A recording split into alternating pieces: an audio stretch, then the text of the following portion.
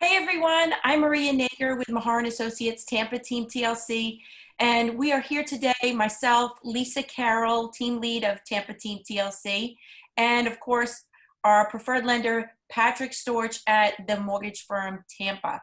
So we're going to go over a couple of things today. We're going to talk about what's happening in the market, and Patrick's going to give us an update as well as how lending is going. Patrick, take it away. All right.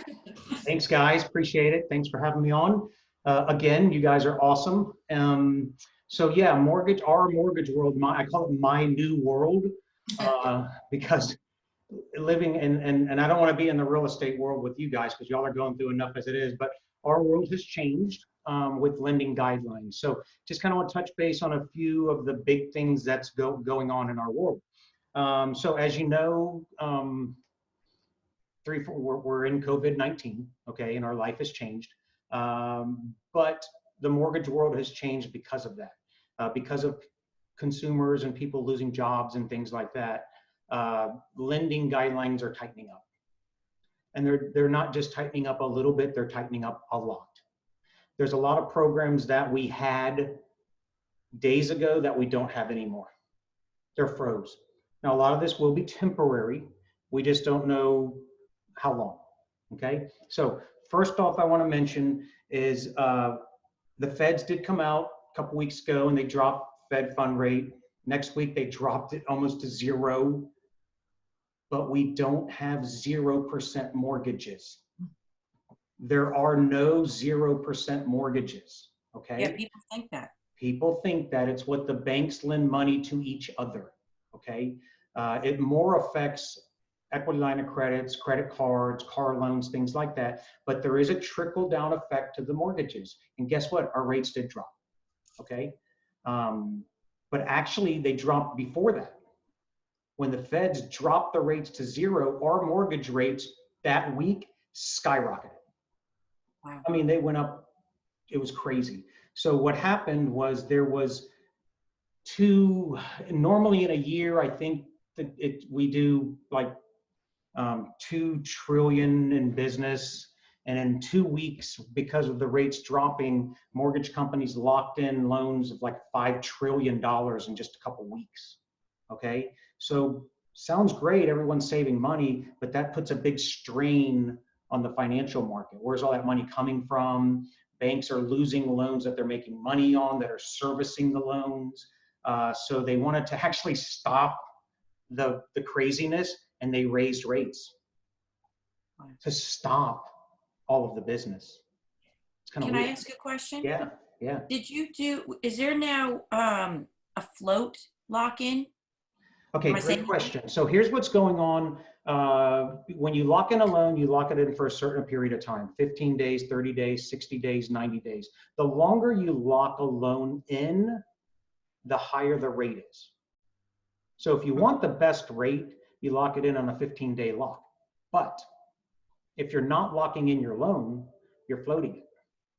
So the market can go up or down, the rates can go up or down. Now, normally rates go up and down every week, maybe every other day.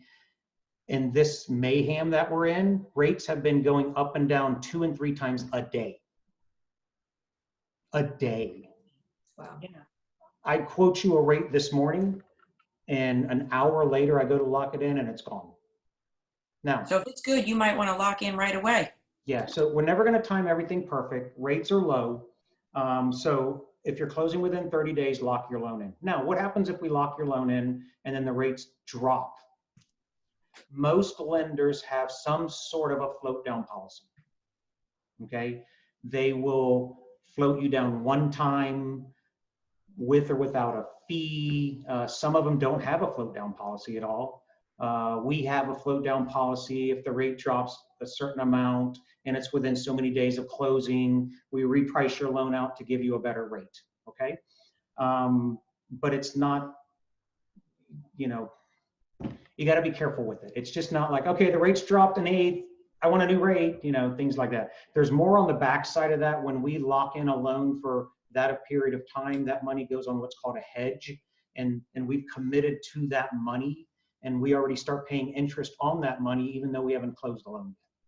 So there's a lot behind it, but the answer to your question is yes, most lenders will have some sort of float down option, okay? So rates are low, float down option, program. Are the limits the same, Patrick, on like FHA, VA and everything? Have they changed? Because I know they were increased. Now are they, come back down, or are they still the same? All that stayed the same. January 1st, we raised our limits on conventionals. Government loans were all raised, and all that stays the same. That's based on past sales in areas, and then they adjust it up or down. Now, if the market starts going back the other way next year, they may drop it. Okay, but that happens once a year. Now, we have that, but what we don't have are a lot of programs that we did have. Okay, so we had non-QM loans. We had borrowers who didn't qualify for your standard Fannie Mae, Freddie Mac loan. So we would put them into like a bank statement program. Let's just say they had a foreclosure 2 years ago and you can't buy a house conventional for 7 years. Well, we have a non-QM lender that will do it with 20% down. And those companies are owned by hedge funds. Now, what just happened in the stock market? The stock market's down 30% or whatever it is. Those are all hedge funds who have lost 30% of their portfolio. They don't have the money to lend anymore. They cut it off. Okay? Hey, Patrick, will you explain what QM means? Because some people may. Thank you. That's my terminology. Sorry. You're supposed to know my world. What do you? There's QM, Fannie Mae, Freddie Mac. The CFPB came out with, I don't know, many years ago after the last downturn. And all mortgages have to be what's called a qualified mortgage to sell to Fannie Mae, Freddie Mac, Ginnie Mae, things like that. It has to be a qualified mortgage, which means we qualified you with pay stubs, W-2s, bank statements. You meet all the guidelines. We'll give you a mortgage, and we know that you can pay for it. Okay. A non-QM is a non-qualified mortgage, a jumbo loan, a bank statement loan, HELOCs, commercial loans, things like that. They don't abide by the same policies. Are those ones that have to be manually underwritten, so to speak? Not necessarily, because we do manual underwrites on conventional loans, FHA loans and stuff like that. But they're just not in the Ginnie pool. They're not in the Fannie Mae, Freddie Mac pool. They don't follow those guidelines. Okay. And therefore, if it's non-QM, rates are different, typically higher, because they don't meet the Fannie Freddie guidelines. So you're going to see a big, the jumbo market went from thousands of lenders doing jumbo loans to maybe tens and hundreds of lenders doing jumbo loans. Who in this market wants to lend out $1 million to somebody right now? I mean, that's scary, okay? So jumbo, we're still doing them, but the guidelines have tightened up. We were doing 90, 95% jumbo loans. That's heading back to 80% real quick, okay? Bond loans used to be a certain credit score. Bond loan credit scores are up now. So getting a bond loan is not that great right now. The biggest hit right now is government loans. A lot of mortgage companies, because of what's happening with Ginnie Mae on the backside, and because of 10 million people losing their jobs, not going to be able to make their payments, servicers are going to have to make those payments for them. They have raised all the credit scores for government loans. Now, not everyone has raised it yet. It will, some people are still doing 580, 620, 640, 680. At some point coming up soon, it'll all start to level out. Okay, but right now the market's just all over the place. Qualifying, like we were saying, manual underwrites, we're not doing any manual underwrites right now. If you either qualify or you don't. There's no common sense underwriting right now. Oh, yeah, that makes sense. I get it. No. Okay. The thing that we're running into really, really big right now is jobs. People are losing their jobs. Forbearance. I've got clients who we count on that overtime and bonus income. to qualify them for the mortgage. They're not getting any bonus or overtime right now. What about like school teachers? How do they fit in? Because I'm assuming, I don't really know for sure, but are they still getting a paycheck even though, I mean, schools are shut down indefinitely? School teachers are getting paid. I don't have a problem. If you're a W-2 salary person, Okay. we're pretty much okay. Unless we need your overtime or bonus to qualify. Right. You're not receiving that right now, so I can't use one penny. Right. Just salary. It's hurting our self-employed borrowers. I have a gentleman right now, he owns 4 restaurants, and they just turned in a contract to me. The restaurants are shut down. It's just to go. Is he still making the same amount of money that he made last year and last month? No. Guidance with Fannie Mae, Freddie Mac is you have to continue, you have to prove the continuance of income. They don't say a restaurant owner this, that, or not. They just say you have to prove it, underwriter discretion. Well, the underwriters are looking at the file going, the guy owns 4 restaurants. It's just to go. We get some receipts. His business is cut in half. We can't give this guy a mortgage. Right. Those are the things we're hitting, you know, car salesmen, real estate, mortgages, people in the mortgage business, real estate business. If you're not selling houses, I mean, we got to prove Uber drivers, Lyft drivers. I had to get a printout of the Uber drivers to make sure he got paid. Okay. Now the next thing, and I'll probably end on this one because I could go on forever with all the guideline changes.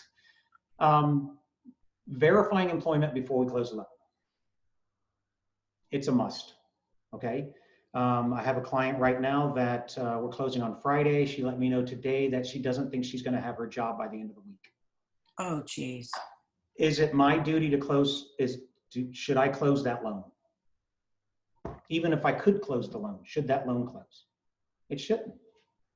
Okay. Now, it's hard, but yet that's going to be a foreclosure or a short sale down the road. If we can close it, we will. But you know, agents and everybody we have a moral responsibility to do also. Okay. Not to put somebody into something that they can't afford and ruin their lives.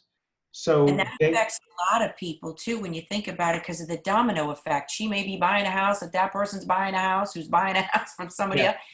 That could really jam up a lot of people and unfortunately people are going to get angry and totally just had that happen. I had my buyer, self-employed, buying $1 million house, called me up, said, Patrick, I'm at paycheck in 3 weeks since all this happened. I'm not going to buy the new house. You need to deny me.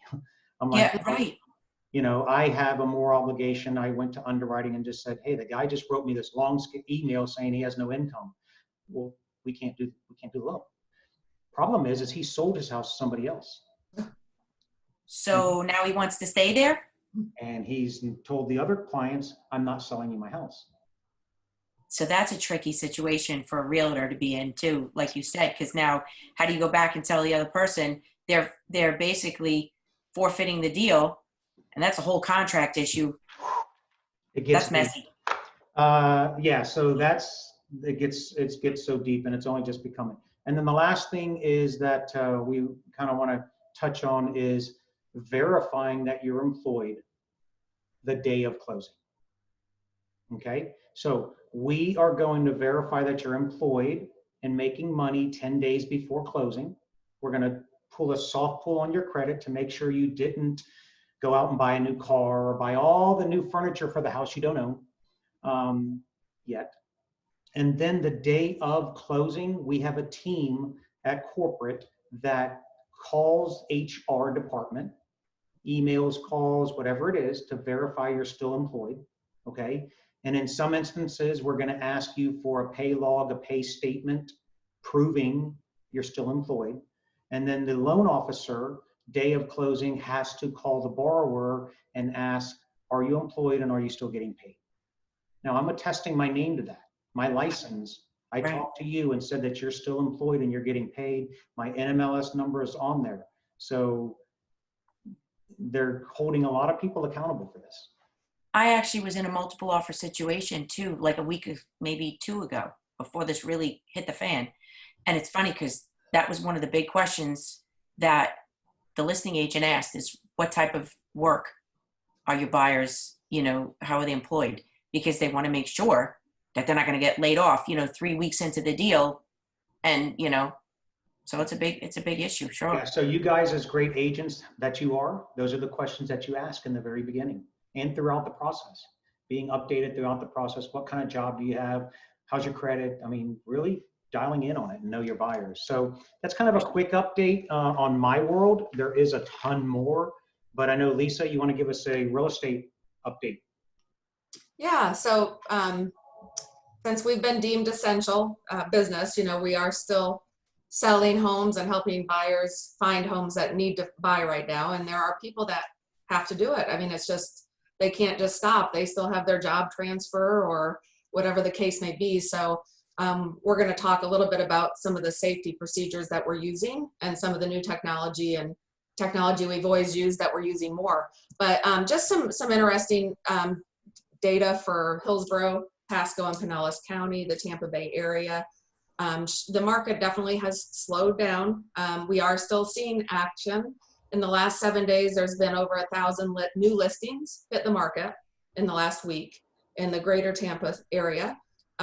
Just under 1,000 homes have gone under contract, and about 800, just over 800 closed in the last week. Those numbers are down. Some of those numbers are lower than normal, but there is still activity. We've also seen about 600 homes that have decided to come off the market. So we're seeing that some of these sellers are saying, I don't want people in my house right now, or I'm not getting any showings or not as much action as I normally would get. So I'm just going to take it off the market for a little while. And hopefully we'll see that V return, that will bounce back up and we'll be able to sell it, once we get through this, whenever the peak of the virus is supposed to be coming up here in the next month or so.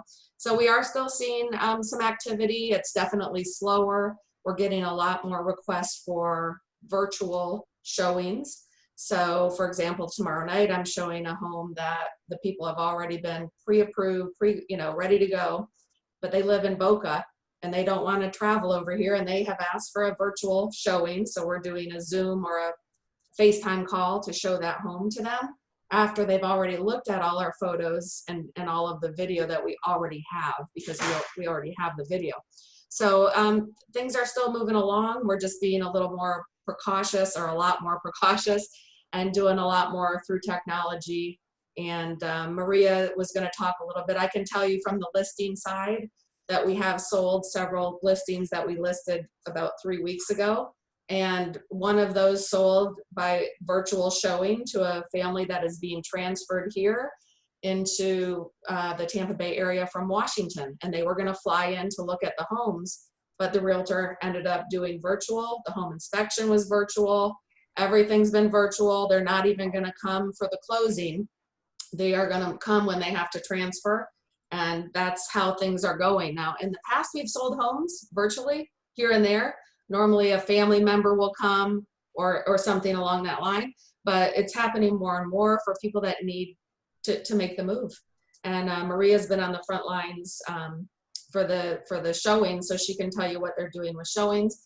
In the listings, we are setting up hand washing stations, notes on the door, wipes for them to wipe down the lockbox, making sure the seller turns on all the lights and opens all the doors so no one has to touch anything. And the realtors that are showing homes are being told, to only touch the front door. All the other doors are open, closets are open. So we're just minimizing as much as possible the risk. There's booties at some of the homes of the sellers have booties to put on, or if we're able to get them. Some of the supplies are hard to get at this point, but we're doing, the best we can to just make sure everyone's safe. So Maria, you want to tell them about the safety precautions on showing homes? Yeah, so obviously, like Lisa said, there are people that still need to buy a home, whether it's job reload, which I'm dealing with somebody right now from Arizona. So one of the first things we really want to do, especially now, not that we haven't done it in the past, but we want to make sure that somebody is truly prepared and has a pre-qualification at the minimum, preferably a pre-approval, so that we know that they're qualified and ready to buy. I sent them a list of homes to look at. They choose the few that they like. If they're out of state, then like Lisa said, we're doing virtual showings, sending them a video, a Matterport, or whatever, make sure that they like it. It's a little bit easier if the home's vacant, because then we can easily go show the home. I do a FaceTime, like Lisa said, as well. And if they do like it and they really want to see it personally, then we will definitely schedule an appointment. And we try, like she said as well, we make sure that the seller has all the doors and lights on, so we really don't have to touch anything. We kind of go in, wash our hands, use hand sanitizer. I've in certain instances used gloves, especially if I'm entering a occupied home. I try to take a little extra precaution, and keep hand sanitizer in my car. So before I even sit in my car, I'll open the door, scrub my hands, take off my gloves, scrub my hands, get in, wear a mask, especially from showing older people, because I don't want to put them at risk. So we're taking those precautions for sure. Mail away closings too is something that we're doing with notaries, and we're limiting ourselves to be at the closing table. Normally I would always be there with my buyers or sellers and sit down, make sure they're comfortable, make sure we go over everything, take pictures and all that fun stuff. But we're trying to limit, the being so many people in a room. They're saying it's the less the better. So we're doing showings and closings that way. And it's a different type of market right now. And like I said, we want to make sure that people are serious, because I've got sellers that got little kids, and they want to know who's coming in their house. Back in the day, which is really 2 weeks ago, if somebody wanted to see 5, 6, 7 homes in a day, I'd list them, get them scheduled rather, and we'd go. We would do the showings.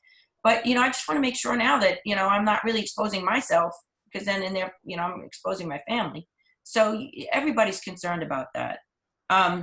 Listing appointments too, we kind of gather all the information. We send our client pre-listing information. So, this way, if they have any questions, they can be prepared. And we've actually, Lisa and I have gone on a recent listing because they want to sell it. They're ready. They have multiple homes and they want to put it on the market. So we literally kept our distance as we toured the home. We really didn't touch anything. We sat down at a table and we all spread our chairs out, so we were at least 6 feet apart. And we sent the listing documents via DocuSign, so they can just sign everything. We didn't really have to touch papers, and and it made it as easy as possible.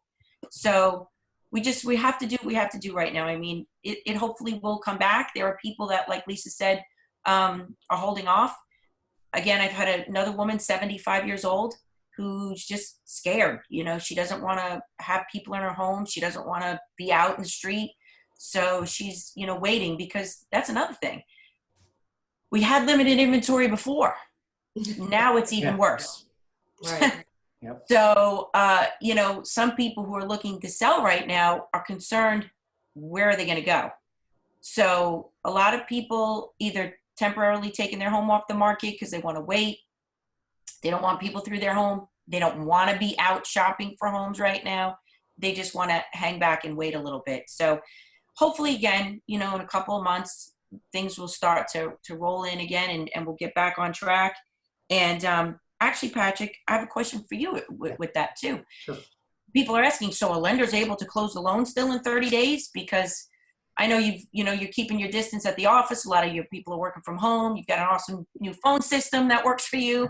So it's like you're all right there with each other. But processors, loan originators, even appraisers, how's that all working too? Yeah, that's a great question. So the answer to the real question is, are we still closing loans in 30 days?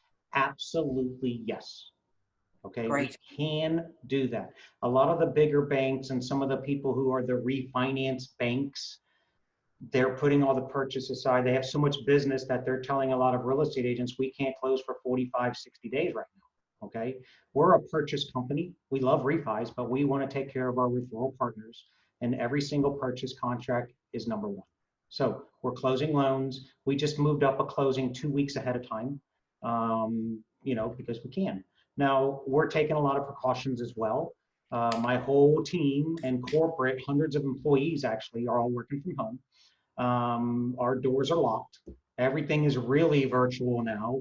Pay stubs, W-2s, bank statements. I think the most important thing to get that loan closed and to close quickly is get us your documents. Get us everything that we need immediately. Okay, no dragging your feet, waiting for this, waiting for that. Very, But very important. is that affecting some people where there's certain documentation that they need that they can't get? Correct. So we're Because running into problems with verifying employment early on, okay, where HR department is working from home, okay? Right. Now, our lending guidelines and Fannie Mae and Freddie Mac and Ginnie Mae, all these, everyone understands, for instance, with appraisals. Who wants an appraiser to come into the house? The appraiser doesn't want to go in the house. So, and they have loosened the guidelines on appraisals. If it's a Fannie Mae or Freddie Mac loan, we're getting a lot of appraisal waivers. We don't need an appraisal right now, okay? Number two, if we do need an appraisal and the borrower and or the seller are uncomfortable with the appraiser coming into the house, does not have to come into the house. I just say, how do they know about all the upgrades though that somebody may have, whether it's flooring? they're going to be interviewing you and whatnot, MLS pictures, things like that. Okay. That makes sense. So they're going to be doing that. And so then we do what's called a drive-by. They're going to drive by, make sure the house is there. Okay. Take some pictures around the house, but they're not going to go inside the house. Okay. In some instances, we still have to do that. So we're taking precautions with that as well. Not going to closing, same thing. We're working on RON, which is remote online notaries. So that's, we, the mortgage firm, when you close a loan with us, the day of or the day before closing, we send you your electronic disclosures and you sign 95% of the documents that you would sign at closing. 95% of them, you're going to sign on your computer or on your phone. When you go to the closing, you're only going to sign about 5 documents, and those are the note, the final CD, the things that we have to have original signatures on. So we're trying to do our part and make that 1-hour closing a 15-minute closing, okay? And then the title companies are also, I've seen tents put outside, 1 in, 1 out, no realtors, no mortgage professionals. Buyer goes in, signs, and leaves. That's it. I've even seen one of our title companies says drive-through closings.